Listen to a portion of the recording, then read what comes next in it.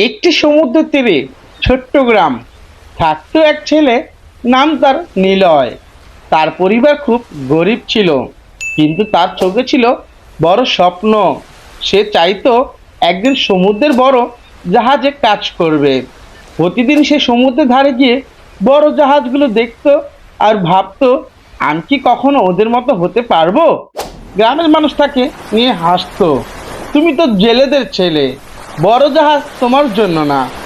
একদিন সমুদ্র তীরে এক ভাঙ্গা কম্পাস ভেসে এলো। নিলয় সেটা তুলে নিল। সবাই বলল, এটা দিয়ে কি হবে, কিন্তু সে সেটা যত্ন করে রাখলো।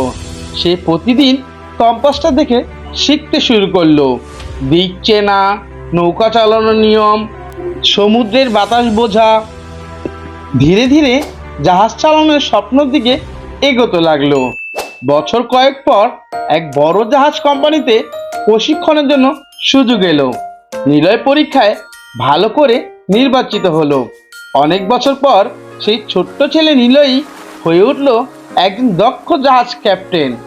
একদিন সে তার গ্রামের পাশ দিয়ে বড় জাহাজ নিয়ে যাওয়ার সময় থামিয়ে বলল, যে কম্পাস সবাই ফেলে দিয়েছিল সেটাই আমাকে পথ দেখিয়েছে।